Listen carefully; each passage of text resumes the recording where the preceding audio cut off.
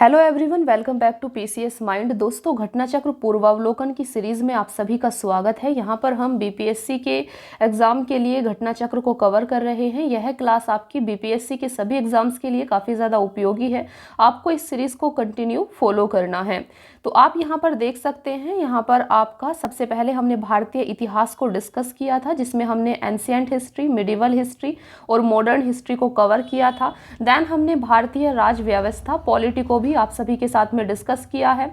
सामान्य भूगोल, ज्योग्राफी की क्लासेस भी आपकी ऑलरेडी आ चुकी हैं घटना चक्र की, जिसमें हमने वर्ल्ड ज्योग्राफी और इंडियन ज्योग्राफी को कवर किया है।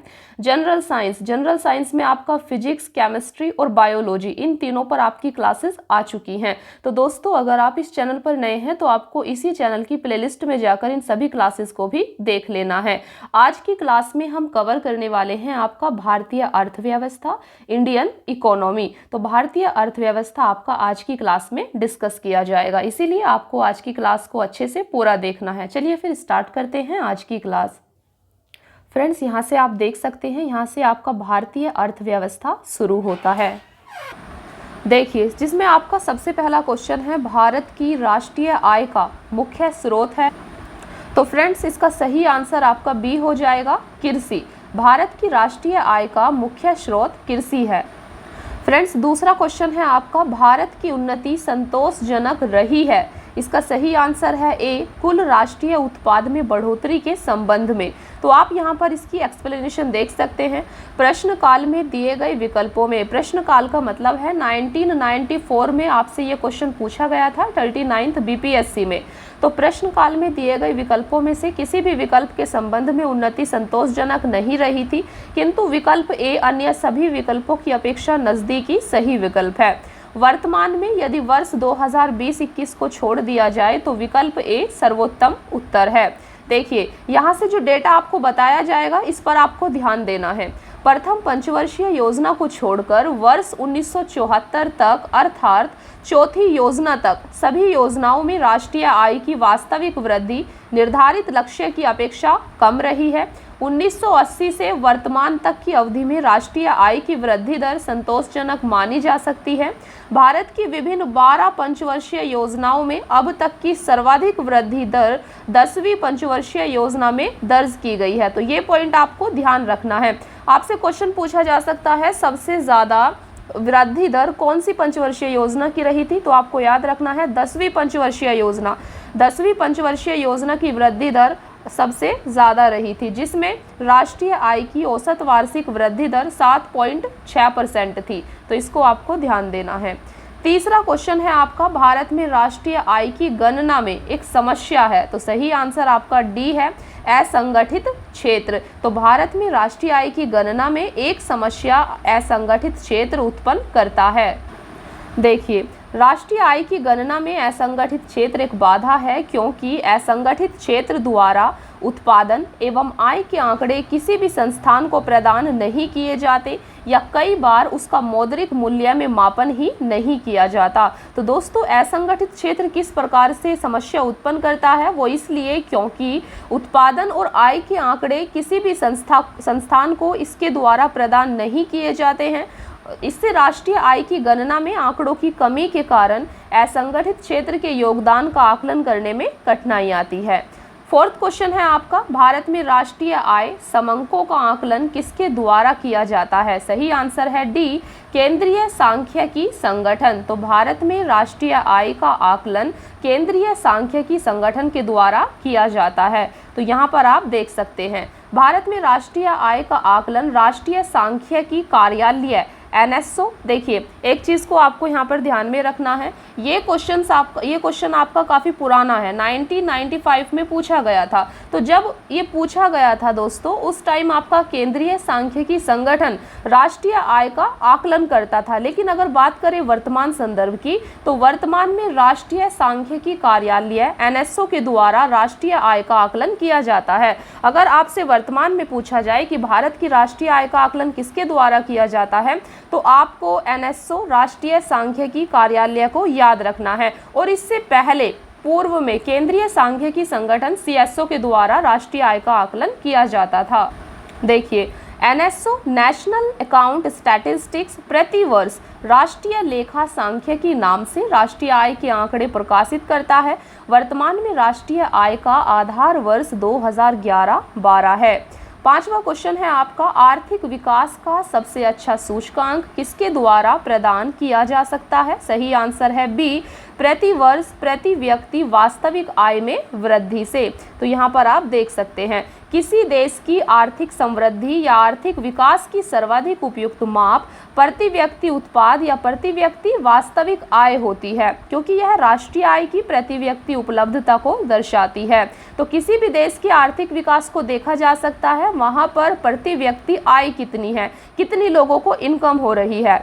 देखिए 6th क्वेश्चन है आपका, भारत में औद्योगिक क्षेत्र की उपलब्धि को मापने के लिए निम्न में से कौन सी संस्था औद्योगिक उत्पादन के सूचकांक को जारी करती है? तो आपको बताना है औद्योगिक उत्पादन सूचकांक को कौन सी संस्था के द्वारा जारी किया जाता है। तो फ्रेंड्स इस क्वेश्चन का आंसर आपका ई हो जाएगा, उपयुक्त में से कोई नहीं। देखिए भारत में औद्योगिक उत्पादन सूचकांक IIP की गणना राष्ट्रीय सांख्यिकी कार्यालय एनएसओ के द्वारा की जाती है। आपको याद रखना है औद्योगिक उत्पादन सूचकांक किसके द्वारा जारी किया जाता है? एनएसओ राष्ट्रीय सांख्यिकी कार्यालय के द्वारा। 7th क्वेश्चन है आपका, बिहार का प्रति व्यक्ति शुद्ध राज्य घरेलू उत्पाद स्थिर कीमतों पर देश की तुलना में कम है। वर्ष 2018-19 में यह था। तो यहाँ पर डी आपका आंसर सही हो जाएगा, राष्ट्रीय औसत का 33%। फ्रेंड्स ये क्वेश्चन आपसे 2020 में 66 बीपीएससी में पूछा गया है।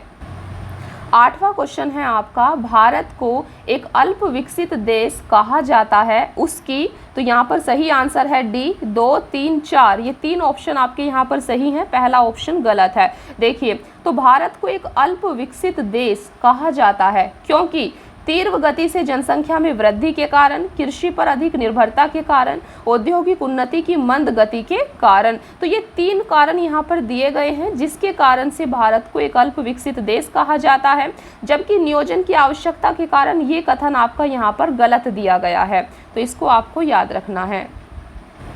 9वां क्वेश्चन है आपका, भारत में आर्थिक विकास अवरुद्ध रहा है मुख्यतः। सही आंसर है डी, उपयुक्त सभी। तो भारत में आर्थिक विकास अवरुद्ध रहा क्योंकि अकुशल कृषि व्यवस्था के कारण, अनियमित औद्योगिकरण के कारण, पाश्चात्य सामाजिक अभिवृत्ति के कारण। तो यहाँ पर तीनों कथन सही दिए गए हैं। भारत में आर्थिक विकास इन्हीं कारणों की वजह से अवरुद्ध रहा है। 10वां क्वेश्चन है आपका, हिंदू वृद्धि दर किससे संबंधित है? तो सही आंसर है बी, जीडीपी। हिंदू वृद्धि दर जीडीपी से संबंधित है। यहाँ पर आप देख सकते हैं प्रोफेसर राज कृष्ण ने वर्ष 1981 में अमेरिकन एसोसिएशन में बोलते हुए हिंदू वृद्धि दर का सर्वप्रथम प्रयोग किया था। उनके अनुसार हिंदू परंपरा जो विकास के अनुकूल नहीं है अथवा जिसमें विकास को आश्रय नहीं दिया जाता है के कारण ही अर्थव्यवस्था में राष्ट्रीय आय की वृद्धि दर 3.5% के आसपास बनी हुई है।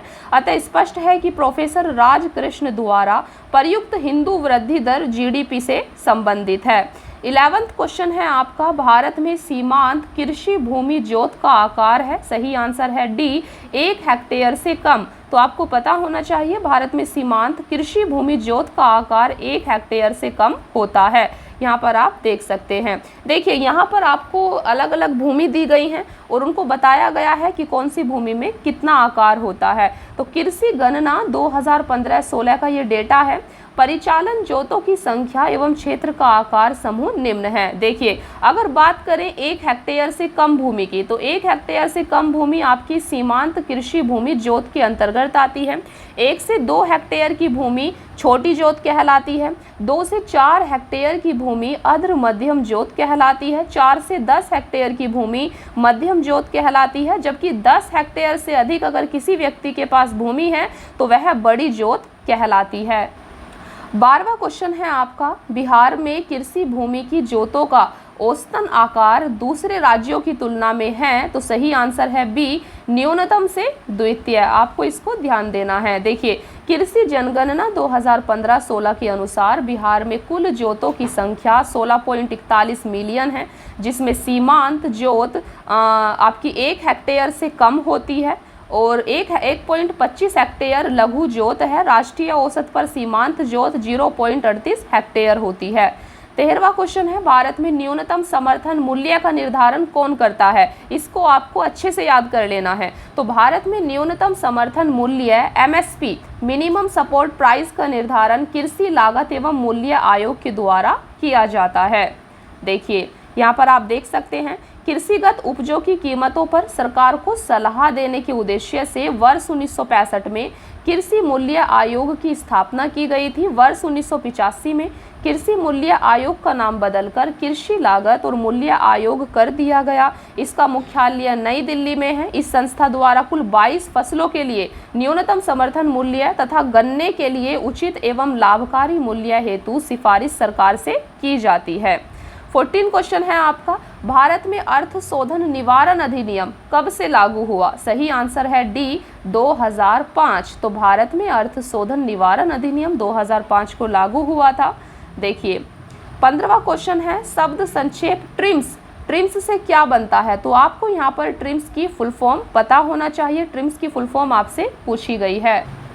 तो फ्रेंड्स यहाँ पर आप देख सकते हैं ट्रिम्स की फुल फॉर्म। ट्रिम्स की फुल फॉर्म होती है ट्रेड रिलेटेड इन्वेस्टमेंट मेजर्स, इसको आपको याद रखना है। और हिंदी में इसे बोलते हैं व्यापार संबंधित निवेश उपाय।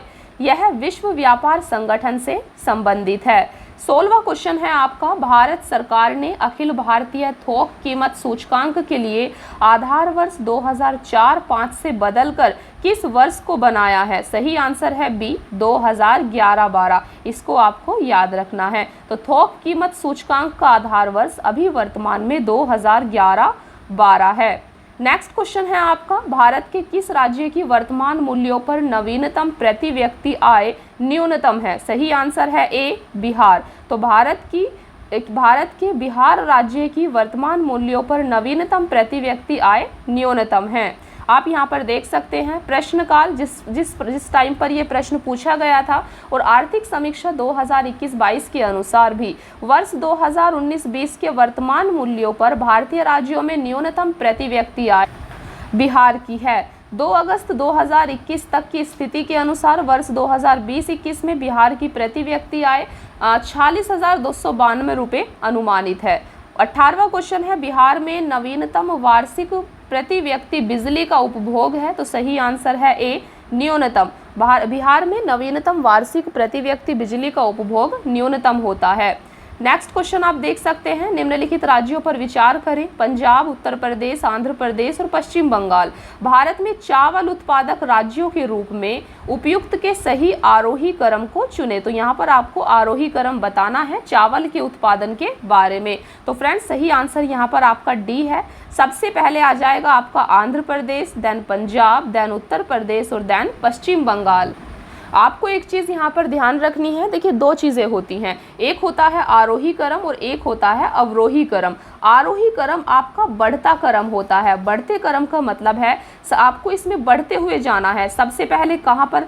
सबसे कम, फिर उससे ज़्यादा और फिर सबसे ज़्यादा। तो आरोही क्रम ये होता है आपका बढ़ता क्रम, ये बढ़ता क्रम है। अगर आपसे अवरोही क्रम पूछा जाता, इट मीन्स कि आपसे घटता क्रम पूछा गया है। तो घटते क्रम में आपको सबसे पहले सबसे ज़्यादा को बताना होता, देन उससे छोटा, देन उससे छोटा और फिर सबसे छोटा। तो ये आपका घटता क्रम हो जाता। आपसे यहाँ पर आरोही क्रम, इट मीन्स कि बढ़ता क्रम पूछा गया है। तो आप देख सकते हैं आंध्र प्रदेश में चावल का उत्पादन होता है, लेकिन आंध्र प्रदेश से ज़्यादा पंजाब में उत्पादन होता है चावल का, पंजाब से ज़्यादा उत्तर प्रदेश में होता है और उत्तर प्रदेश से भी ज़्यादा आपका पश्चिम बंगाल में चावल का उत्पादन होता है। तो यहाँ पर ये आरोही क्रम में दिया गया है।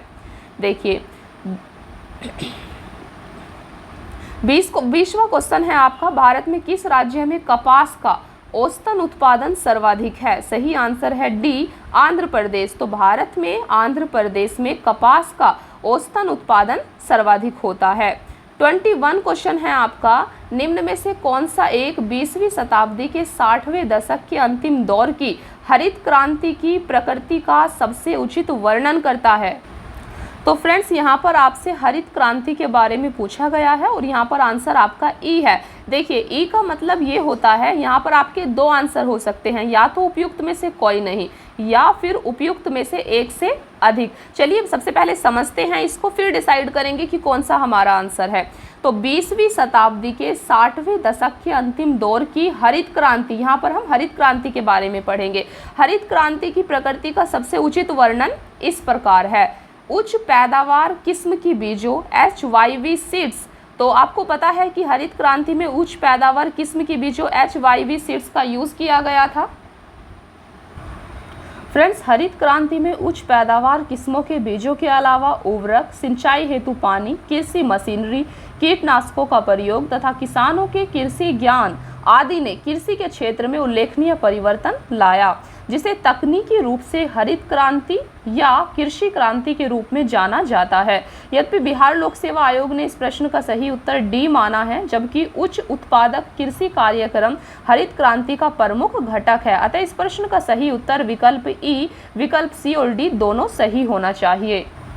22वां क्वेश्चन है आपका, बिहार में प्रति 1 लाख जनसंख्या पर सड़क की लंबाई है, सही आंसर है ए, न्यूनतम। तो बिहार में प्रति 1 लाख जनसंख्या पर सड़क की लंबाई न्यूनतम है।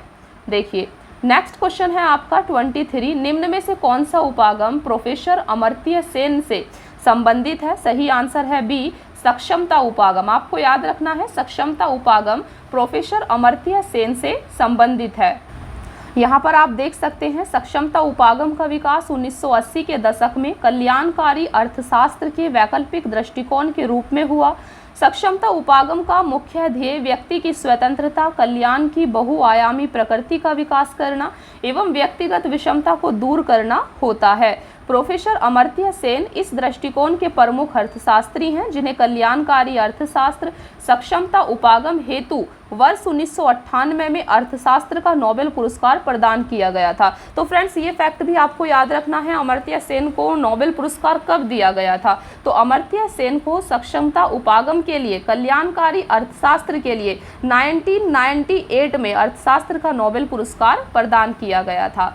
24 क्वेश्चन है, यह सत्य होगा कि भारत को परिभाषित किया जाए, सही आंसर है बी, एक श्रम आधिक्य वाली अर्थव्यवस्था के रूप में। तो भारत में जनसंख्या की अधिकता के कारण ही इसे एक श्रम आधिक्य वाली अर्थव्यवस्था के रूप में परिभाषित किया जाता है। इसका कहने का मतलब ये है कि भारत में जनसंख्या ज़्यादा है, इसीलिए यहाँ पर श्रम शक्ति भी ज़्यादा है। 25 क्वेश्चन है, भारत के सकल घरेलू उत्पाद में कृषि एवं उससे संबंधित प्रक्षेत्र का अंश है, सही आंसर है डी, 15%। तो भारत के सकल घरेलू उत्पाद में कृषि एवं उससे संबंधित प्रक्षेत्र का अंश 15% है। इसको आप देख सकते हैं। 26 क्वेश्चन है, निम्न में से कौन सा एक राष्ट्रीय खाद्य सुरक्षा मिशन में शामिल नहीं है, सही आंसर है ए, तिलहन। आपको याद रखना है, राष्ट्रीय खाद्य सुरक्षा मिशन में चावल, गेहूं, दाल को शामिल किया गया है, जबकि तिलहन शामिल नहीं है। यहाँ पर आप देख सकते हैं, राष्ट्रीय खाद्य सुरक्षा मिशन इसको कब प्रारंभ किया गया था, तो 2007-08 में। तो वर्ष 2007-08 रबी सीजन से एक केंद्र प्रायोजित योजना है, केंद्र सरकार के द्वारा इसको शुरू किया गया है, जिसे वर्ष 2011-12 तक गेहूं, चावल और दलहन का क्रमशः 10, 8 और 2 मिलियन टन अतिरिक्त उत्पादन प्राप्त करने के लक्ष्य के साथ प्रारंभ किया गया था। वर्तमान स्थिति की बात करें अगर, तो आच्छादित फसलें चावल, गेहूं, दलहन, मोटा अनाज व वाणिज्यिक फसलें हैं। तो अभी वर्तमान में राष्ट्रीय खाद्य सुरक्षा मिशन के अंतर्गत आपकी जो फसलें आती हैं, उनमें आपका चावल है, गेहूं, दलहन और मोटा अनाज और वाणिज्यिक फसलें भी शामिल हैं। 27 क्वेश्चन है, भारत में खाद्य प्रबंधन का निम्न में से कौन सा एक उद्देश्य नहीं है, सही आंसर है डी, खाद्यान्नों का निर्यात। तो भारत में खाद्य प्रबंधन का निम्न में से जो एक उद्देश्य नहीं है वो है खाद्यान्नों का निर्यात, जबकि खाद्यान्नों का वितरण, खाद्यान्नों की खरीद, खाद्यान्नों के बफर स्टॉक का रखरखाव करना खाद्य प्रबंधन का उद्देश्य होता है, और खाद्यान्नों का निर्यात करना ये इसका उद्देश्य नहीं होता। 28 क्वेश्चन है, किस वर्ष कृषि और संबंधित क्षेत्रों की वार्षिक औसत वृद्धि दर नकारात्मक हो गई थी, सही आंसर है ए, 2002 से 3 में। 29 क्वेश्चन है, भारत के केंद्रीय बजट में संस्थागत कृषि साख का प्रवाह बढ़ाने के लिए वर्ष 2020-21 के लिए क्या साख लक्ष्य रखा गया है, तो सही आंसर आपका सी है, 15 लाख करोड़ रुपए। 30वां क्वेश्चन है आपका, निम्नलिखित कथनों पर विचार कीजिए। वर्षा बीमा भारतीय कृषि बीमा कंपनी लिमिटेड द्वारा किया जाता है। यह योजना वर्ष 2007 के दौरान दक्षिण पश्चिम मानसून अवधि में शुरू की गई थी। तो सही आंसर है आपका ए। यहाँ पर केवल एक ऑप्शन ही सही दिया गया है। देखिए, केवल एक ऑप्शन ही सही है। वर्षा बीमा भारतीय कृषि बीमा कंपनी लिमिटेड द्वारा शुरू किया गया था। देखिए, यहाँ पर आप देख सकते हैं वर्षा बीमा 15 जुलाई 2004 को आरंभ हुई योजना है जो औसत वर्षा के 20% या अधिक की कमी पर बीमा सुरक्षा प्रदान करती है। भारत में कृषि क्षेत्र को बीमा कवर उपलब्ध कराने हेतु भारतीय कृषि बीमा कंपनी निर्दिष्ट संस्था है। इससे पहले कृषि क्षेत्र में लागू बीमा योजनाओं का क्रियान्वयन सामान्य बीमा कंपनी जनरल इंश्योरेंस कंपनी के द्वारा किया जाता था, किंतु कृषि क्षेत्र की व्यापक एवं विशिष्ट आवश्यकताओं के दृष्टिगत भारत सरकार ने दिसंबर 2002 में भारतीय कृषि बीमा कंपनी की स्थापना की, जो कृषि क्षेत्र के बीमा कवर हेतु प्रमुख उत्तरदायी बीमा संस्था है। भारतीय कृषि बीमा कंपनी में सामान्य बीमा निगम, national insurance company limited, new India insurance company limited, oriental insurance company limited, united India insurance company limited तथा नाबार्ड ने पूंजी लगा रखी है। 31 क्वेश्चन है, माइक्रो, लघु और मध्यम उद्यम विकास अधिनियम 2006 के अनुसार निम्न में से कौन सी एक निर्माणी क्षेत्र के मध्यम उद्योगों हेतु निर्धारित निवेश की सीमा है? तो यहाँ पर आप देख सकते हैं सही आंसर है सी। तो मध्यम उद्योगों हेतु निवेश की निर्धारित निवेश की सीमा है आपकी 5 करोड़ रुपए से अधिक और 10 करोड़ रुपए से कम। इसको आपको याद रखना है दोस्तों। अभी आपको इसको अच्छे से समझना है। देखिए, वर्ष 1991 की उद्योग नीति में 1985 की नीति में तय लघु इकाइयों की निवेश सीमा को 35 लाख रुपए से बढ़ाकर 60 लाख रुपए तथा सहायक उद्योग में निवेश की सीमा को 45 लाख रुपए से बढ़ाकर 75 लाख रुपए कर दिया गया था। सूक्ष्म लघु एवं मध्यम उद्यम MSME विकास अधिनियम 2006 के तहत सूक्ष्म, माइक्रो, लघु, स्मॉल एवं मध्यम मीडियम उद्यमों के लिए निवेश सीमा 2 वर्गों विनिर्माण उद्यम तथा सेवा उद्यम में बांटकर निर्धारित की गई है। वर्ष 2006 के बाद संयंत्र तथा मशीनरी के लिए निवेश सीमा निम्नवत है। तो ये 2006 के बाद की सीमा है। किसको सूक्ष्म उद्योग कहा जाएगा, किसको लघु उद्योग कहा जाएगा और कौन मध्यम उद्योग की श्रेणी में आएगा। तो सबसे पहले ये देखिए पुरानी है, इसमें अभी और भी चेंजेस आपको देखने को मिलेंगे। तो ये वर्ष 2006 के बाद निवेश सीमा को आप यहाँ पर देख सकते हैं। देखिए, वर्ष 2006 के बाद अगर हम बात करें सूक्ष्म उद्यम की, तो सूक्ष्म उद्यम में विनिर्माण क्षेत्र के अंतर्गत आपको 25 लाख रुपए से अधिक नहीं खर्च करना है। तो यहाँ पर आपको 25 लाख तक खर्च कर सकते हैं, निवेश कर सकते हैं। अगर आप ऐसा करते हैं तो वो सूक्ष्म उद्यम की कैटेगरी में आएगा। और अगर बात करें, अगर आप 25 लाख से 5 करोड़ रुपए तक निवेश करते हैं किसी भी उद्यम में, किसी भी इंडस्ट्री में, तो वो आपका लघु उद्यम कहलाएगा। अगर आप 5 करोड़ से 10 करोड़ रुपए तक खर्च करते हैं किसी भी उद्योग में, तो वो आपका मध्यम उद्यम, मीडियम उद्यम कहलाएगा। बात करें अगर सेवा क्षेत्र की, तो दोस्तों सेवा क्षेत्र में अगर आप 10 लाख रुपए से अधिक नहीं तो 10 लाख रुपए तक अगर आप खर्च करते हैं सेवा क्षेत्र में, तो वो आपका माइक्रो में आएगा, सूक्ष्म उद्यम में आएगा। देन 10 लाख से 2 करोड़ रुपए अगर करते हैं तो लघु उद्यम में आएगा। 2 करोड़ से 5 करोड़ तक खर्च करते हैं तो वो आपका मीडियम, मध्यम उद्यम में आएगा। और आप यहाँ पर एक ये काफ़ी इंपॉर्टेंट है, देखिए इसको अभी यहाँ पर चेंज कर दिया गया है। जो अभी हमने देखा इसको भी चेंज कर दिया गया है। तो 1 जुलाई 2020 से प्रभावी MSME की नई परिभाषा, तो अभी आपको MSME की नई परिभाषा दी गई है, 1 जुलाई 2020 से दी गई है। तो आप यहाँ पर देख सकते हैं। अभी हम सूक्ष्म उद्योग किसे कहेंगे? अभी हम सूक्ष्म उद्योग उसे कहेंगे जहाँ पर निवेश की सीमा कितनी रखी गई है।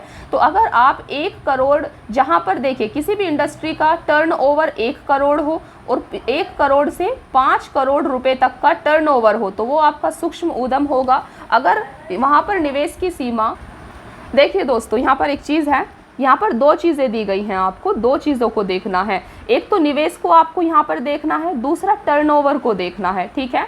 देखिए, तो सूक्ष्म उद्योग उसे कहा जाएगा जहाँ पर 1 करोड़ रुपए का निवेश किया गया है और उस जो कंपनी है, जो भी छोटी सी कंपनी आपने स्थापित की है, उसका टर्नओवर कितना है एक साल में, 5 करोड़ रुपए तक है। अगर ऐसा है तो वो आपका सूक्ष्म उद्योग की कैटेगरी में आएगा। बात करें अगर लघु उद्योग की, तो अगर आपने उसमें 10 करोड़ तक का निवेश किया है और वो आपको टर्नओवर के रूप में 50 करोड़ रुपए तक देती है, तो वो आपका लघु उद्योग कहलाएगा। बात करें अगर मध्यम उद्योग की, तो मध्यम उद्योग में आप जो है निवेश कितना करते हैं, 50 करोड़ का, और आपको टर्नओवर कितना प्राप्त होता है, 250 करोड़ रुपए तक, तो ये आपका मध्यम उद्योग की कैटेगरी में आएगा। ये आपकी एमएसएमई की नई डेफिनेशन है, इसको आपको अच्छे से याद रखना है। 32 क्वेश्चन है आपका, हाल के केंद्रीय बजट में एफएम ने बीमा क्षेत्र में प्रत्यक्ष विदेशी निवेश की सीमा को वर्तमान से बढ़ाकर कर दिया है, तो सही आंसर है सी, 74% कर दिया है। इसको आप देख सकते हैं। बजट 2021-22 में वित्त मंत्री निर्मला सीतारमण द्वारा बीमा क्षेत्र में प्रत्यक्ष विदेशी निवेश एफडीआई फॉरेन डायरेक्ट इन्वेस्टमेंट की सीमा को बढ़ाकर 49% से बढ़ाकर 74% करने की घोषणा की गई थी, जो अगस्त 2021 से प्रभावी है।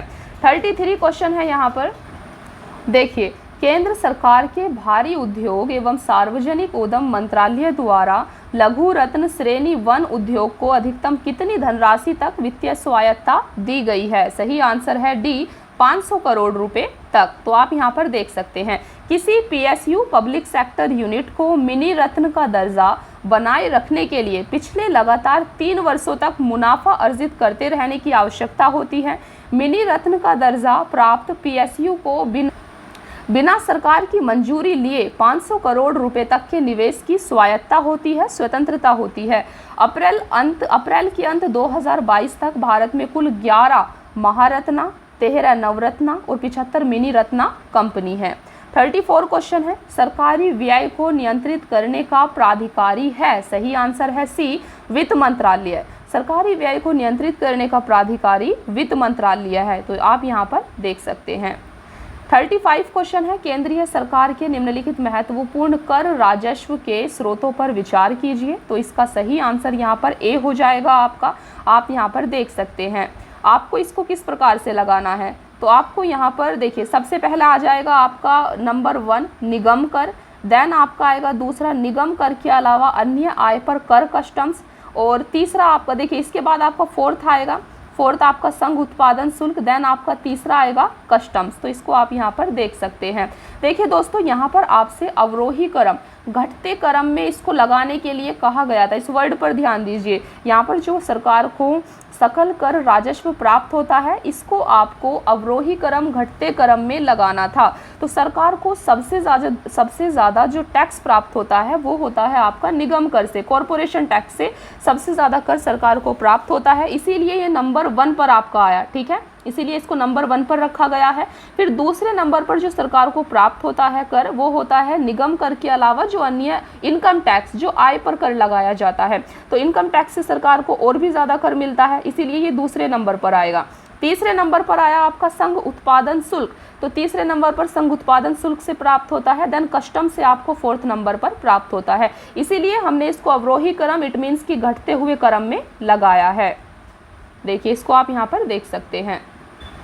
36 क्वेश्चन है आपका, भारत सरकार की आय का सबसे बड़ा स्रोत है? सही आंसर है डी, प्रत्यक्ष कर। जो डायरेक्ट टैक्स सरकार लगाती है वो सरकार की आय का सबसे बड़ा स्रोत होता है। इसको आप याद रख सकते हैं। 37 क्वेश्चन है, निम्नलिखित में से सबसे बड़ा एकल साधन कौन सा है जिससे भारत में राजस्व कर से सरकार को आय प्राप्त होती है? तो सही आंसर है ए, उत्पाद शुल्क। तो सरकार को उत्पाद शुल्क से काफ़ी ज़्यादा आय प्राप्त होती है। 38 क्वेश्चन है आपका, भारत में आय का सबसे बड़ा स्रोत है? सही आंसर है ए, प्रत्यक्ष कर। आपको पता है भारत में आय का सबसे बड़ा स्रोत डायरेक्ट टैक्स प्रत्यक्ष कर होता है। 39 क्वेश्चन है, ब्याज भुगतान एक आइटम है? सही आंसर है ए, राजस्व व्यय का। तो ब्याज भुगतान एक आइटम है राजस्व व्यय का। 40वां क्वेश्चन है, राजकोषीय घाटा है? तो आपको बताना है राजकोषीय घाटा क्या होता है। सही आंसर है डी, बजटीय घाटे का योग और सरकार का बाजार ऋण तथा दायित्व, ये राजकोषीय घाटा कहलाता है। देखिए, प्राथमिक घाटे को प्राप्त करने हेतु राजकोषीय घाटे में से ब्याज अदायगियों को घटा दिया जाता है, अतः प्राथमिक घाटा बराबर राजकोषीय घाटा माइनस ब्याज अदायगी, ये आपका राजकोषीय घाटा होता है। तो फ्रेंड्स, प्राथमिक घाटे को प्राप्त करने के लिए आपको राजकोषीय घाटे में से ब्याज अदायगी को घटाना होगा, आपको प्राथमिक घाटा प्राप्त हो जाएगा। 41 क्वेश्चन है आपका, भारत में राजस्व घाटे से तात्पर्य है, तो इसका सही आंसर हो जाएगा आपका ऑप्शन बी। देखिए, तो राजस्व घाटा किसे कहते हैं भारत में? भारत सरकार को अपने उन व्ययों के वित्त पोषण के लिए उधार लेने की आवश्यकता है जो पूंजीगत परिसंपत्तियों का निर्माण नहीं करते हैं, ये आपका राजस्व घाटा कहलाता है। देखिए, 42 क्वेश्चन है आपका, केंद्रीय बजट 2021 के अनुसार राजकोषीय घाटा 2021-22 में सकल घरेलू उत्पाद का कितना प्रतिशत आकलन किया गया है? सही आंसर है ऑप्शन डी 6.8%, तो इसको आप देख सकते हैं। 43 क्वेश्चन है, प्रभावी राजस्व घाटा किस केंद्रीय बजट में पेश किया गया? सही आंसर है बी 2011-12। प्रभावी राजस्व घाटे को 2011-12 के केंद्रीय बजट में पेश किया गया था। 44 क्वेश्चन है आपका, संशोधित मूल्य वर्धित कर का संबंध है, तो सही आंसर है डी उत्पाद कर। संशोधित मूल्य वर्धित कर का संबंध उत्पाद कर से होता है। 45 क्वेश्चन है, भारत में सेवा कर किस वर्ष प्रारंभ किया गया था? सही आंसर है ए 1994 से 95 में। भारत में सेवा कर 1994 से 95 में शुरू किया गया था। आपको पता है कि सेवा कर एक अप्रत्यक्ष कर है, इसे चेलैया समिति की संस्तुति पर वित्तीय वर्ष 1994 से 95 में वित्त अधिनियम 1994 द्वारा लागू किया गया। यह संघ सूची का विषय है। वर्ष 2003 में 92वां संविधान संशोधन द्वारा अनुच्छेद 268A संविधान में शामिल किया गया। वर्तमान में यह जीएसटी में शामिल हो गया है। 46 क्वेश्चन है, आपको यहाँ पर मैच करना है। राष्ट्रीय कृषि नीति कब आई? समुद्रीय मत्स्य नीति कब आई थी? नवीन विदेशी व्यापार नीति कब आई? और 7वां वित्तीय आयोग का गठन कब किया गया था? तो यहाँ पर आपको इनको मैच करना था। देखिए, यहाँ पर ऑप्शन आपका डी सही हो जाएगा। आपको यहाँ पर डायरेक्टली देख लेना है। राष्ट्रीय कृषि नीति आपकी 2000 में आई थी, इसका सही मैच 2000 हो जाएगा। समुद्री मत्स्य नीति 2004 की है। देन नवीन विदेशी व्यापार नीति 2014 की है। 7वां वित्तीय आयोग आपका 1978 में गठित किया गया था, तो इनको आप याद रख सकते हैं। 47 क्वेश्चन भी आपको यहाँ पर मैच करना है। ओपन जनरल लाइसेंस और फिर है आपका ट्राइसैम थोक मूल्य सूचकांक और देन नकदी रिजर्व अनुपात, इसको आपको यहाँ पर मैच करना है और इसका सही आंसर ए हो जाएगा। यहाँ पर आप डायरेक्टली देख सकते हैं। ओपन जनरल लाइसेंस का संबंध आपका विदेशी व्यापार से है, ट्राइसैम का संबंध रोजगार से है, थोक मूल्य सूचकांक का संबंध मुद्रास्फीति महंगाई से होता है और नकदी रिजर्व अनुपात का संबंध ऋण नियंत्रण से होता है। इनको आपको ध्यान रखना है। 48 क्वेश्चन है, भारत में बजट घाटे को पूरा करने की तदर्थ ट्रेजरी बिल प्रणाली को समाप्त कर दिया गया। सही आंसर है डी 31 मार्च 1997 को। तो भारत में बजट घाटे को पूरा करने की जो ट्रेजरी बिल प्रणाली थी, इसको 31 मार्च 1997 को समाप्त कर दिया गया है। इसको आप देख सकते हैं। 49 क्वेश्चन है आपका, भारत में मध्य अर्धशतक में अपनाए गए महालनोबिस प्लान मॉडल का उद्देश्य था। आपको यहाँ पर महालनोबिस मॉडल के बारे में बताना है, तो इसका उद्देश्य क्या था? इसका सही आंसर है बी भारी उद्योगों की स्थापना करना जो पूंजी सघन थे। तो महालनोबिस प्लान मॉडल का उद्देश्य भारी उद्योगों की स्थापना करना था जो पूंजी सघन थे। इसको आपको याद रखना है। यहाँ पर आप देख सकते हैं द्वितीय पंचवर्षीय योजना जो कि 1956 से 1961 तक थी, पीसी महालनोबिस द्वारा विकसित 4 क्षेत्रीय मॉडल पर आधारित थी। मॉडल में सम्मिलित क्षेत्र थे पूंजीगत वस्तु क्षेत्र, फैक्ट्री उत्पादित उपभोग वस्तु क्षेत्र, लघु इकाई उत्पादन क्षेत्र तथा घरेलू उद्योग क्षेत्र। इस योजना में आधारभूत तथा भारी उद्योगों पर विशेष बल के साथ देश के तीव्र औद्योगिकरण के प्रमुख लक्ष्य माना गया था। 50वां क्वेश्चन है, संविधान के अनुच्छेद 113 के अनुसार वार्षिक बजट में कितनी अनुदान की मांगे संसद में पेश की जाती है? सही आंसर है ई। यहाँ पर आप देख सकते हैं भारत के संविधान के अनुच्छेद 113 के अनुसार भारत की संचित निधि पर भारित व्यय के अतिरिक्त होने वाले व्यय की मांग को लोकसभा की स्वीकृति के लिए प्रस्तुत किया जाता है। इसे अनुदान की मांग कहा जाता है। वार्षिक बजट 2022-23 में कुल 102 मांग की गई है। इसको आप देख सकते हैं। 51 क्वेश्चन है, भारत में योजना आयोग की स्थापना किस वर्ष हुई थी? सही आंसर है ए 1950 में। इसको आपको अच्छे से याद रखना है। तो केंद्रीय मंत्रिमंडल के प्रस्ताव पर 15 मार्च 1950 को गठित योजना आयोग एक संविधानेतर परामर्शदात्री निकाय थी। भारत के प्रधानमंत्री योजना आयोग के पदेन अध्यक्ष होते थे। 1 जनवरी 2015 से योजना आयोग को समाप्त कर उसके स्थान पर उसी तारीख 1 जनवरी 2015 से नीति आयोग का गठन किया गया। तो आपको पता होना चाहिए योजना आयोग को रिप्लेस करके नीति आयोग का गठन 1 जनवरी 2015 को कर दिया गया है। और इसके उपाध्यक्ष सुमन बेरी हैं। इन्होंने अपने पूर्ववर्ती राजीव कुमार का स्थान लिया है। देखिए नीति आयोग है तो नीति का आपको फुल फॉर्म पता होना चाहिए। नीति का फुल फॉर्म होता है national institution for transforming India. NITI Aayog का अध्यक्ष भारत के प्रधानमंत्री होते हैं। इसको आपको याद रखना है। 52 क्वेश्चन है आपका, इनमें से कौन राष्ट्रीय विकास परिषद का हिस्सा नहीं है? तो आपको बताना है राष्ट्रीय विकास परिषद का हिस्सा कौन नहीं है। तो यहाँ पर इसका आंसर आपका ऑप्शन ई हो जाएगा। देखिए, सरकार द्वारा 1 जनवरी 2015 से योजना आयोग के स्थान पर नीति आयोग को प्रतिस्थापित किया गया। तत्कालीन समय में योजना आयोग तथा राष्ट्रीय विकास परिषद एक दूसरे से संबंधित थे, क्योंकि योजना आयोग की रिपोर्टों का अनुमोदन और क्रियान्वयन राष्ट्रीय विकास परिषद के द्वारा किया जाता था, जबकि वर्तमान में नीति आयोग के पास स्वयं अपनी गवर्निंग काउंसिल है। अतः राष्ट्रीय विकास परिषद एवं नीति आयोग के मध्य संबंधों का वर्तमान परिप्रेक्ष्य में व्याख्या करना संभव नहीं है। इसीलिए ऑप्शन ई इसका सही आंसर होगा। 53 क्वेश्चन है, भारत सरकार ने नीति आयोग जो आर्थिक नीति निर्धारण का चिंतन समूह थिंक टैंक है में नीति का पूरा स्वरूप क्या है? तो आपको बताया था नीति की फुल फॉर्म क्या होती है, जो आपको याद रखना था। दोस्तों इसका सही आंसर ऑप्शन बी हो जाएगा, national institution for transforming India, राष्ट्रीय भारत परिवर्तन संस्थान। 54 क्वेश्चन है आपका, भारतीय योजना आयोग के पदेन अध्यक्ष होते हैं? सही आंसर है बी प्रधानमंत्री। तो आपको बताया गया कि योजना आयोग या फिर नीति आयोग के अध्यक्ष जो हैं प्रधानमंत्री ही होते हैं। 55 क्वेश्चन है, नीति आयोग अस्तित्व में कब आया था? सही आंसर है सी 1 जनवरी 2015। तो नीति आयोग का गठन कब किया गया है? 1 जनवरी 2015 को। 56 क्वेश्चन है, समुदाय विकास कार्यक्रम का क्या उद्देश्य है? सही आंसर यहाँ पर ई है। तो पहले समझते हैं आखिर ये क्या है। तो भारत में सामुदायिक विकास कार्यक्रम, देखिए भारत में सामुदायिक विकास कार्यक्रम प्रायोगिक स्तर पर 2 अक्टूबर 1952 को शुरू किया गया था। आपको इसकी डेट याद रखनी है। सामुदायिक विकास कार्यक्रम 2 अक्टूबर 1952 को शुरू किया गया था। देश में कृषि कार्यक्रम और संचार की प्रणाली में सुधार के साथ साथ ग्रामीण स्वास्थ्य, स्वच्छता और ग्रामीण शिक्षा में पर्याप्त वृद्धि के उद्देश्य से सामुदायिक विकास कार्यक्रम को लागू किया गया। पहली पंचवर्षीय योजना में इसे केवल 248 ब्लॉकों में लागू किया गया था, जिसे वर्ष 1964 तक चरणबद्ध रूप से पूरे देश में लागू कर दिया गया। 57 क्वेश्चन है, छठी पंचवर्षीय योजना के दौरान निम्न में से कौन सा कार्यक्रम शुरू किया गया था? सही आंसर है ए एकीकृत ग्रामीण विकास। तो छठी पंचवर्षीय योजना के दौरान एकीकृत ग्रामीण विकास कार्यक्रम को शुरू किया गया था।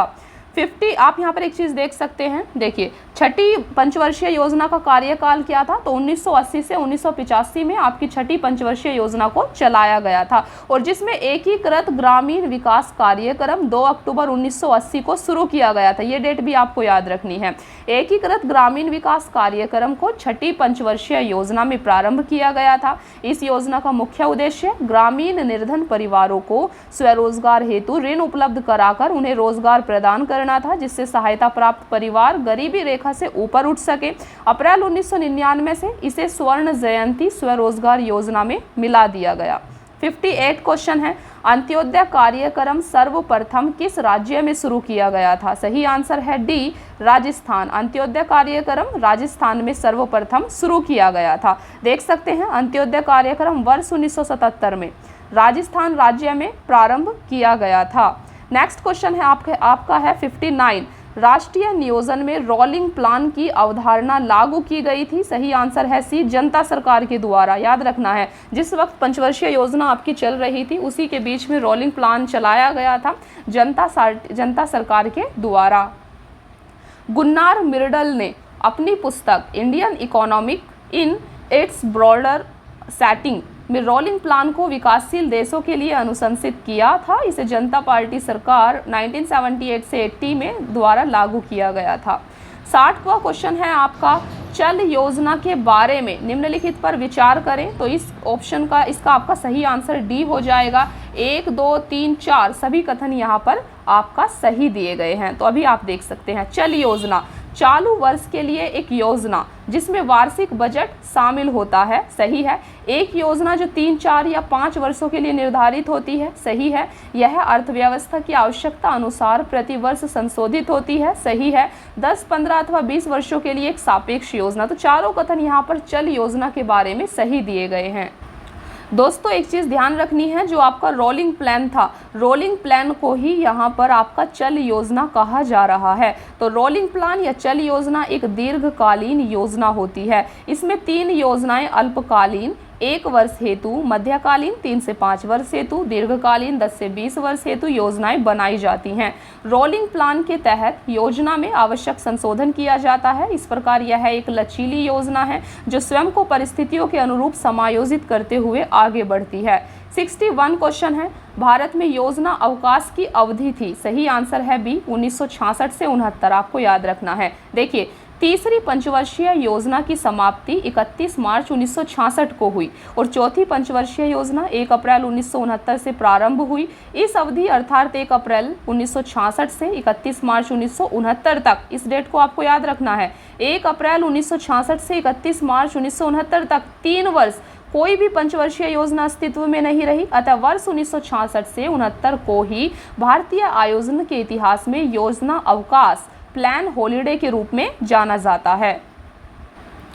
62 क्वेश्चन है आपका, 11वीं पंचवर्षीय योजना का उद्देश्य है, सही आंसर है बी, समाविष्ट आर्थिक वृद्धि। तो 11वीं पंचवर्षीय योजना का उद्देश्य समाविष्ट आर्थिक वृद्धि थी और 11वीं पंचवर्षीय योजना को 1 अप्रैल 2007 से 31 मार्च 2012 तक के लिए लागू किया गया था। तो आप देख सकते हैं 11वीं पंचवर्षीय योजना का उद्देश्य समावेशी समृद्धि की प्राप्ति है। 19 दिसंबर 2007 को राष्ट्रीय विकास परिषद की 54वीं बैठक में 11वीं पंचवर्षीय योजना के प्रारूप को स्वीकृति प्रदान की गई, जबकि 9 दिसंबर 2006 को एनडीसी नेशनल डेवलपमेंट काउंसिल की बैठक में इसके दृष्टिकोण पत्र की स्वीकृति हुई थी।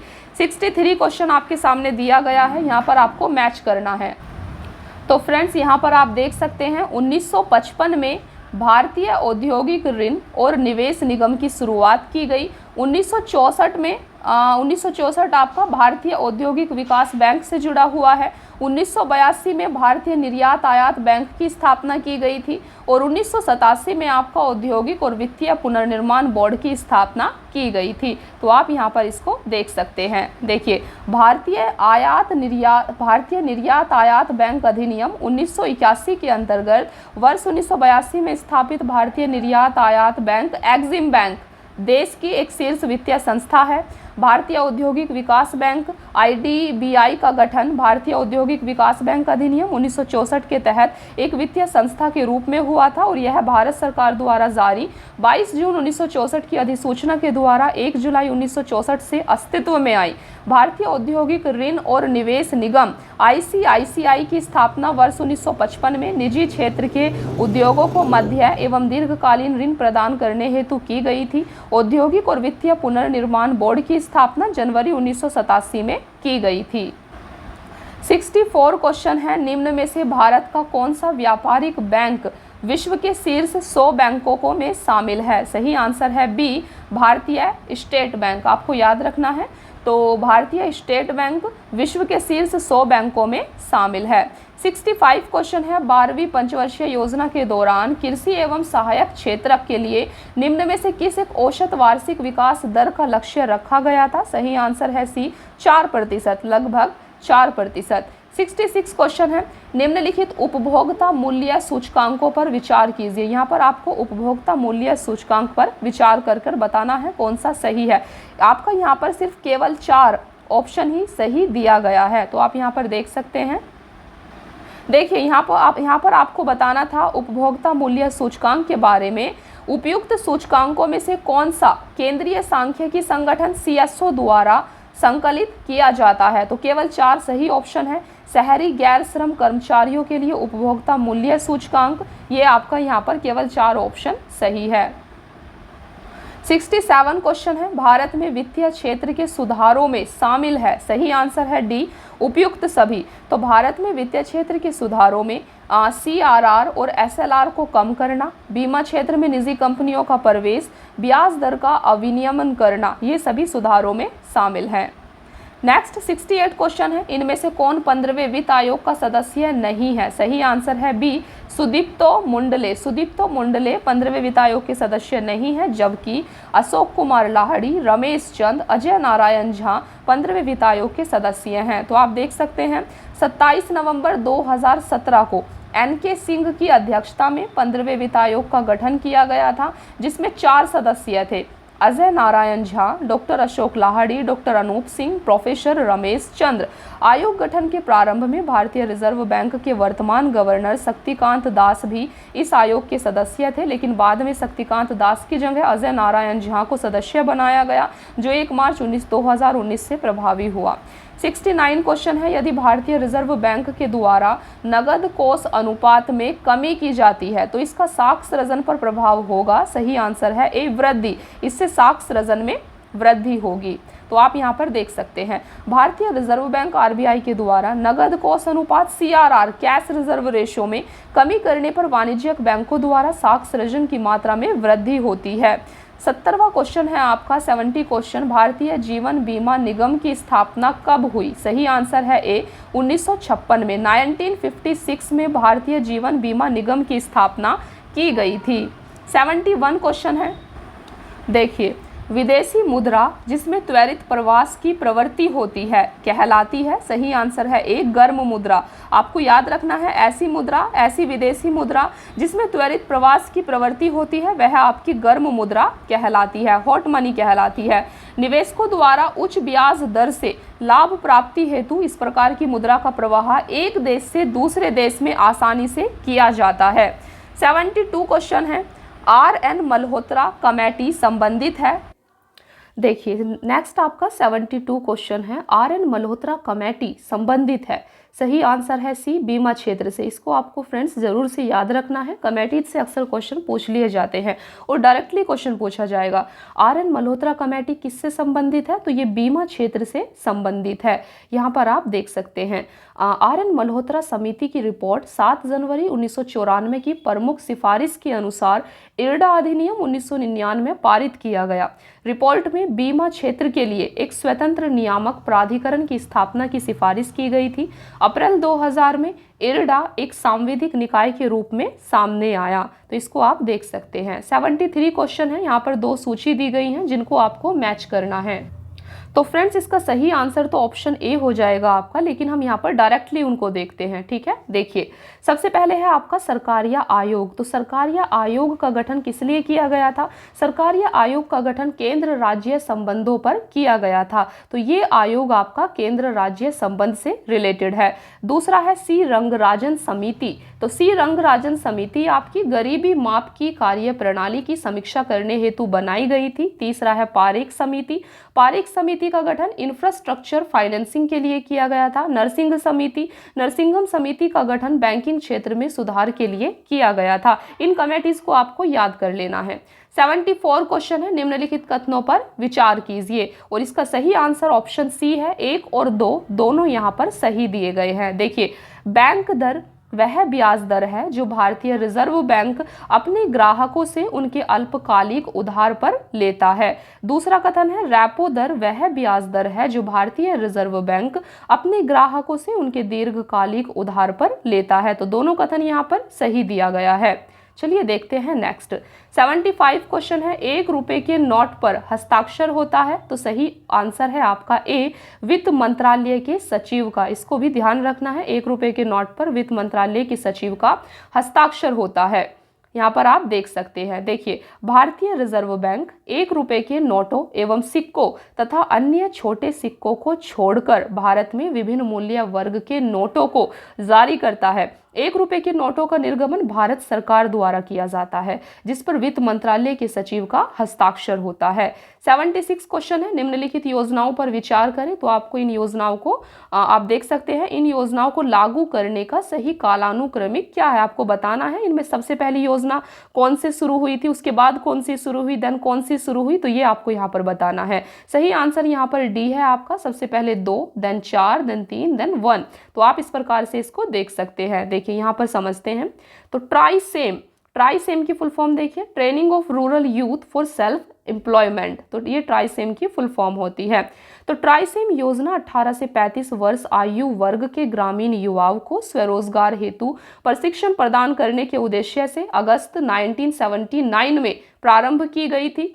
RLEGP योजना 15 अगस्त 1983 को ग्रामीण भूमिहीनों हेतु रोजगार के अवसर प्रदान करने के लिए प्रारंभ की गई थी। राष्ट्रीय ग्रामीण योजना रोजगार कार्यक्रम तथा ग्रामीण भूमिहीन रोजगार गारंटी कार्यक्रम के विलय द्वारा जवाहर रोजगार योजना को अप्रैल 1989 में शुरू किया गया था। रोजगार आश्वासन योजना EAS का प्रारंभ 2 अक्टूबर 1993 को किया गया था। इसका मुख्य उद्देश्य मौसमी बेरोजगारी से ग्रसित ग्रामीण युवाओं को रोजगार उपलब्ध कराना था। 77 क्वेश्चन है, PM कुसुम योजना का उद्देश्य है। तो इसका सही आंसर है यहाँ पर ऑप्शन डी। तो PM कुसुम योजना का उद्देश्य है किसानों की डीजल और केरोसिन पर निर्भरता समाप्त करना तथा पंप सेटों को सौर ऊर्जा से जोड़ना। ये आपकी PM कुसुम योजना का उद्देश्य है। इसको जरूर आपको याद रखना है। आप देख सकते हैं, PM कुसुम योजना का आरंभ वर्ष 2019 में किया गया था। इसका फुल फॉर्म होता है प्रधानमंत्री किसान ऊर्जा सुरक्षा एवं उत्थान महाअभियान। सौर ऊर्जा की स्थापना तथा पंप सेटों को सौर ऊर्जा से जोड़कर किसानों की डीजल पर निर्भरता को समाप्त करना इसका उद्देश्य है।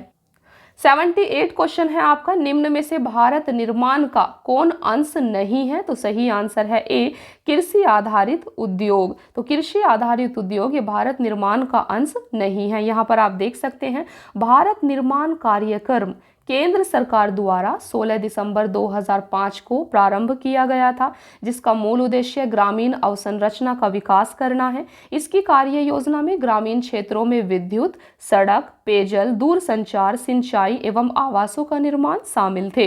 इसके ग्रामीण सिंचाई विकास कार्यक्रम में शामिल कार्यों की प्रमुख मदें हैं सिंचाई से त्वरित गति से लाभ देने वाले प्रोग्राम AIBP, नदी परियोजनाओं की इंटरलिंकिंग, जल निकायों की मरम्मत, पुनरुद्धार तथा जीर्णोद्धार की योजना आदि। सिंचाई परियोजनाओं से विस्थापित व्यक्तियों का पुनर्वास इसमें शामिल नहीं है। 79 क्वेश्चन है, भारत माला परियोजना से भारत का निम्न में से कौन सा इंफ्रास्ट्रक्चर क्षेत्र संबंधित है। तो सही आंसर है सी, सड़क इंफ्रास्ट्रक्चर। यहाँ पर आप देख सकते हैं, भारतमाला परियोजना भारत के सड़क आधारभूत संरचना से संबंधित है। यह लगभग 34,800 किलोमीटर लंबाई के राष्ट्रीय राजमार्ग के निर्माण और उन्नयन हेतु राष्ट्रीय राजमार्ग छत्रक कार्यक्रम है। केंद्र सरकार की आर्थिक कार्य संबंधी मंत्रिमंडलीय समिति ने भारतमाला परियोजना चरण 1 को 24 अक्टूबर 2017 को मंजूरी दी थी। इसकी अनुमानित अवधि 5 वर्ष 2017-18 से 2021-22 तक है। 80 क्वेश्चन है आपका, योजना आयोग ने 1993 से 94 में बिहार के लिए गरीबी रेखा के नीचे BPL का निम्नलिखित प्रतिशत प्राकलित किया था। 55 आप यहाँ पर देख सकते हैं। देखिए नेक्स्ट क्वेश्चन है आपका 81, विश्व बैंक की रिपोर्ट के अनुसार भारत में 50% से अधिक निर्धन इन 4 राज्यों में निवास करते हैं। सही आंसर है ए, बिहार, उत्तर प्रदेश, मध्य प्रदेश और उड़ीसा। तो इन 4 राज्यों में भारत में 50% से अधिक निर्धन इन 4 राज्यों में निवास करते हैं। 82 क्वेश्चन है, भारतीय योजना आयोग के अनुसार निम्न में से कौन से गरीबी रेखा के लिए सही है। तो आप यहाँ पर देख सकते हैं, सही आंसर हो जाएगा इसका सी, 2 और 3। तो यहाँ पर देखिए, तो भारतीय योजना आयोग के अनुसार निम्न में से कौन सा गरीबी रेखा के लिए सही है। 2 और 3 आपका यहाँ पर सही है। दूसरा कथन है ग्रामीण क्षेत्रों में प्रति व्यक्ति 26 रुपये प्रतिदिन, और आपका तीसरा कथन है नगरीय क्षेत्रों में प्रति व्यक्ति रुपये 32 प्रतिदिन। 83 क्वेश्चन है, भारत अधिकतम विदेशी मुद्रा किसके निर्यात से कमाता है? तो सही आंसर है सी, कपड़ा। भारत अधिकतम विदेशी मुद्रा कपड़ा के निर्यात से कमाता है। 84 क्वेश्चन है, भारत से निर्यात होने वाली सबसे महत्वपूर्ण वस्तु है? तो सही आंसर है बी, कपड़ा। आप देख सकते हैं प्रश्न काल में कपड़ा, क्योंकि ये 1997 से 1998 का क्वेश्चन है, इसलिए काफी पुराना क्वेश्चन है, आपको वर्तमान आंकड़ा भी देखना होगा। तो वर्तमान में ये व्याख्या सही नहीं है, इस चीज को ध्यान रखना है। 85 क्वेश्चन है, नंदीग्राम क्षेत्र में सेज SEZ नीति के अंतर्गत किस समूह को अनुमति दी गई थी? तो सही आंसर है सी, सलीम समूह।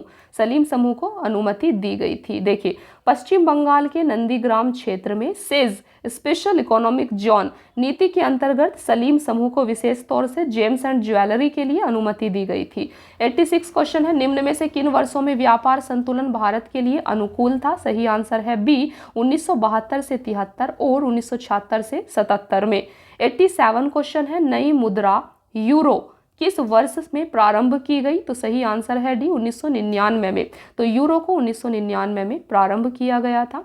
देखिए 88 क्वेश्चन है, रुपए की परिवर्तनीयता का तात्पर्य है? इसका सही आंसर हो जाएगा आपका ऑप्शन सी। तो रुपए की परिवर्तनीयता का तात्पर्य होता है रुपए को अन्य प्रमुख मुद्राओं और अन्य प्रमुख मुद्राओं को रुपए में मुक्त रूप में परिवर्तित करके देने की अनुमति रुपए की परिवर्तनीयता कहलाती है। ये आप यहाँ पर देख सकते हैं। 89 क्वेश्चन है, भारत सरकार के कुल विद्युत उत्पादन में जल विद्युत का योगदान कितना है? तो फ्रेंड्स इस क्वेश्चन का सही आंसर ए है, 10%। 90 क्वेश्चन है आपका, राष्ट्रीय जलमार्ग 1 जोड़ता है? सही आंसर है सी, हल्दिया को इलाहाबाद से। याद रखना है, राष्ट्रीय जलमार्ग 1 हल्दिया को इलाहाबाद से जोड़ता है। देखिए नेक्स्ट है आपका 91, भारत में किस क्षेत्र में प्रत्यक्ष विदेशी निवेश इक्विटी प्रवाह उच्चतम है? सही आंसर है डी, सेवा क्षेत्र में।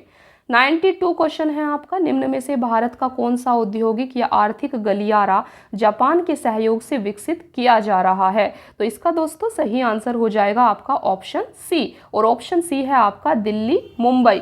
तो भारत का कौन सा आर्थिक गलियारा जापान के सहयोग से विकसित किया जा रहा है? दिल्ली मुंबई गलियारा, आपको याद रखना है। 93 क्वेश्चन है, भारतीय रिजर्व बैंक का वर्तमान गवर्नर कौन है? सही आंसर है डी, उर्जित पटेल। तो भारतीय रिजर्व बैंक का वर्तमान गवर्नर उर्जित पटेल।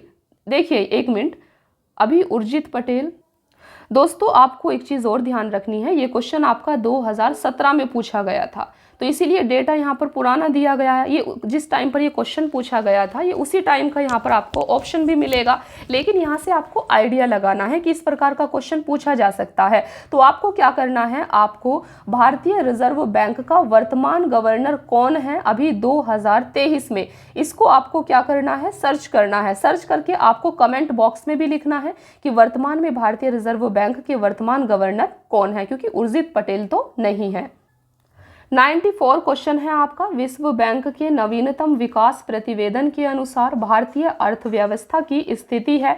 सही आंसर है डी, 5वीं बड़ी अर्थव्यवस्था। तो आपको पता है कि भारत की अर्थव्यवस्था विश्व की 5वीं बड़ी अर्थव्यवस्था है, और यहाँ पर आप देख भी सकते हैं। तो भारत से बड़ी जो 5 अर्थव्यवस्थाएं हैं, पहले नंबर पर संयुक्त राज्य अमेरिका, चीन, Japan, Germany, United kingdom.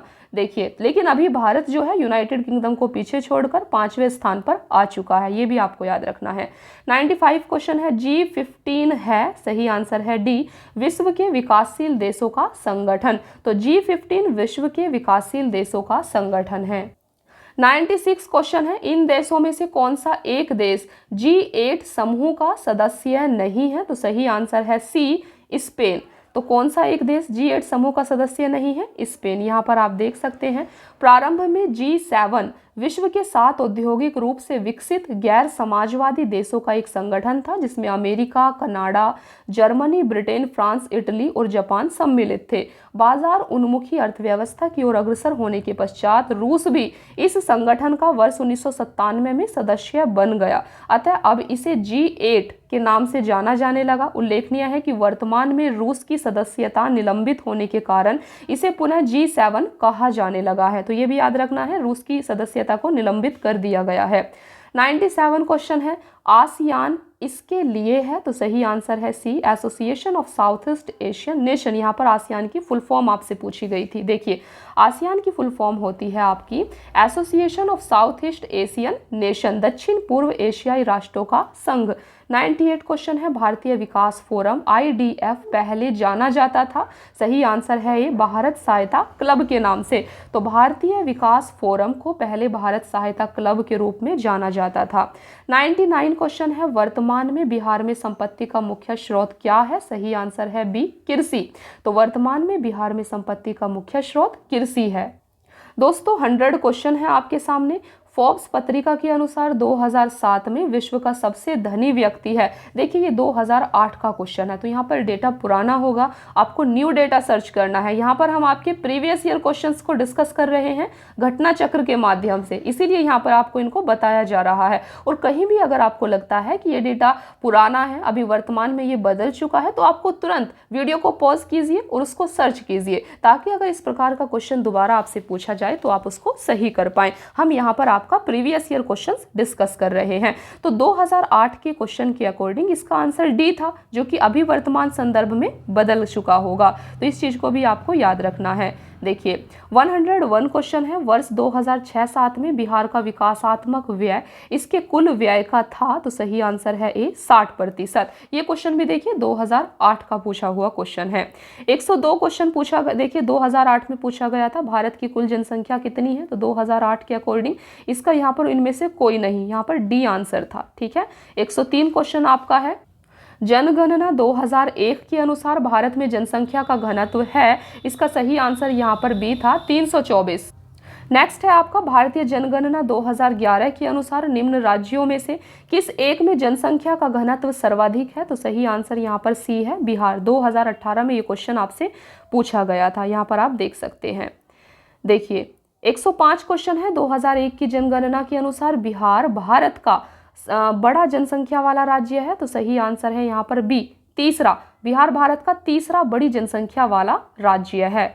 Next question है, 2001 की जनगणना के अनुसार भारत की जनसंख्या का 8% बिहार राज्य में निवास करता है। नेक्स्ट क्वेश्चन है आपका, 2001 की जनगणना के अनुसार बिहार राज्य की कुल जनसंख्या कितनी है, तो 2011 में ये क्वेश्चन पूछा गया था, जहां पर इसका आंसर ए सही था। 108 क्वेश्चन है, निम्न में से किस राज्य में अनुसूचित जाति के लोगों की संख्या सबसे अधिक है, सही आंसर है सी, उत्तर प्रदेश। तो उत्तर प्रदेश में अनुसूचित जाति के लोगों की संख्या सबसे अधिक है, ये 2011 की अंतिम आंकड़ों के अनुसार बताया गया है। 109 क्वेश्चन आपसे पूछा गया था, शिशु मृत्यु दर क्या होती है, तो आपको इसको बताना था, जिसका सही आंसर बी हो जाएगा। तो शिशु मृत्यु दर हर 1000 जीवित जन्मों में से अपने पहले जन्मदिन से पहले मरने वाले बच्चों की संख्या का अनुपात होता है। नेक्स्ट क्वेश्चन है आपका 110, भारत में 1991 से 2001 में साक्षरता दर की वृद्धि है, तो सही आंसर है बी, 12.6%। ये 2008 में क्वेश्चन पूछा गया था। नेक्स्ट है, जनगणना 2011 के अनुसार भारत में महिला साक्षरता दर थी, सही आंसर यहाँ पर आपका ई हो जाएगा। 2018 में पूछा गया था, यहाँ पर आप देख सकते हैं। वर्ष 2011 की जनगणना के अंतिम आंकड़ों के अनुसार भारत में पुरुष साक्षरता दर 80.9%, महिला साक्षरता दर 64.6% थी। हालांकि वर्ष 2011 के अंतिम आंकड़ों के अनुसार महिलाओं की साक्षरता दर 65.46%, फिर भी बिहार लोक सेवा आयोग ने इसका सही विकल्प सी माना है। 112 क्वेश्चन आपका है 2011, देखिए ये विवादित प्रश्न है, इसीलिए हम नेक्स्ट पर मूव करते हैं।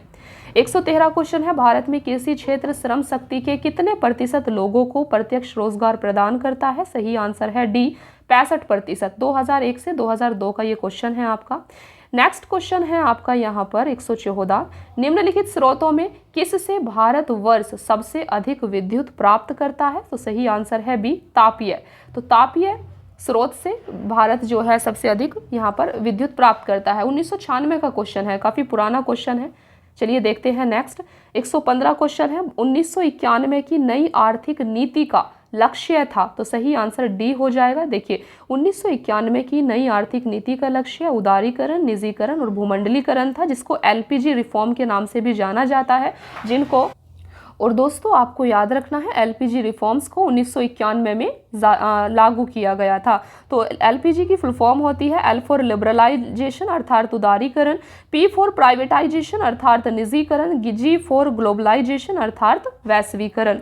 116 क्वेश्चन है आपका। तेल एवं प्राकृतिक गैस आयोग ओएनजीसी कब स्थापित हुआ? तो सही आंसर है डी 1956 में। 1956 में ये स्थापित हुआ था। 117 क्वेश्चन है। भारतीय अर्थव्यवस्था का कौन सा क्षेत्र सकल राष्ट्रीय उत्पाद में सबसे अधिक योगदान करता है? सही आंसर है सी तृतीयक क्षेत्र। तो टर्सरी सेक्टर सबसे अधिक योगदान करता है भारत की जीडीपी में। देखिए 118 क्वेश्चन है आपका। निम्न में से भारत की राष्ट्रीय आय का सबसे मुख्य स्रोत है? तो आपको पता है सेवा क्षेत्र, ऑप्शन ए। 119 क्वेश्चन है। सापेक्ष निर्धनता रिलेटिव पुअर्टी का अर्थ है? सही आंसर है डी आर्थिक असमानताएं। तो सापेक्ष निर्धनता का अर्थ होता है आर्थिक असमानता का होना। आप देख सकते हैं सापेक्ष गरीबी यह स्पष्ट करती है कि विभिन्न आय वर्गों के बीच कितनी विषमता है। सापेक्ष निर्धनता के मापन हेतु मुख्यतः दो विधियां प्रयोग में लाई जाती हैं। पहली है लॉरेंज वक्र विधि, दूसरी है गिनी गुणांक। 120 क्वेश्चन है आपका। इनमें से किसने गरीबी निवारण के प्रभावपूर्ण अस्त्र के रूप में स्वयं सेवा समूह के विचार को दिया था? तो सही आंसर है बी मोहम्मद यूनुस। आपको याद रखना है मोहम्मद यूनुस के द्वारा स्वयं सेवा समूह के विचार को दिया गया है। यहाँ पर आप देख सकते हैं स्वयं सहायता समूह, सेल्फ हेल्प ग्रुप्स। तो सेल्फ हेल्प ग्रुप्स का विचार बांग्लादेश के नोबेल शांति पुरस्कार विजेता प्रोफेसर मोहम्मद यूनुस के दिमाग की उपज थी, जिन्होंने वर्ष 1976 में ग्रामीण बैंक ऑफ बांग्लादेश की शुरुआत की थी। स्वयं सहायता समूह और माइक्रो फाइनेंस हाल ही में गरीबी उन्मूलन, वित्तीय समावेशन और महिला सशक्तिकरण के लिए संभावित साधन के रूप में उभरा है। तो यहाँ पर फ्रेंड्स आपके 120 क्वेश्चंस इकोनॉमिक्स के, इंडियन इकोनॉमी के कवर हो जाते हैं, जो कि काफ़ी इंपॉर्टेंट थे। तो यहाँ पर काफ़ी सारी डेटा ऐसा था जिसको आपको एज इट इज़ याद रखना है। आई होप कि आपको आज की क्लास पसंद आई हो। तो फ्रेंड्स आज की क्लास में इतना ही, मिलते हैं फिर नेक्स्ट क्लास में। दोस्तों अगर आप इस चैनल पर नए हैं तो आपको चैनल को सब्सक्राइब ज़रूर कर लेना है, ताकि ऐसी ही इंपॉर्टेंट वीडियो आप तक पहुंचती रहे। नोटिफिकेशन को ऑन करके रखना है। और इसके अलावा अगर आप इस चैनल पर नए हैं तो आपको हमारे टेलीग्राम चैनल को ज्वाइन कर लेना है, जहां पर हम आपके साथ में इंपॉर्टेंट अपडेट और पीडीएफ को शेयर कर देते हैं। टेलीग्राम चैनल को ज्वाइन करने के लिए आपको टेलीग्राम पर सर्च करना है @PCS Mind। PCS Mind को आपको सर्च करना है, आपको टेलीग्राम पर हमारा चैनल मिल जाएगा, इसको ज्वाइन करके रखना है। तो thank you so much friends, keep watching, please like share and subscribe. Thank you.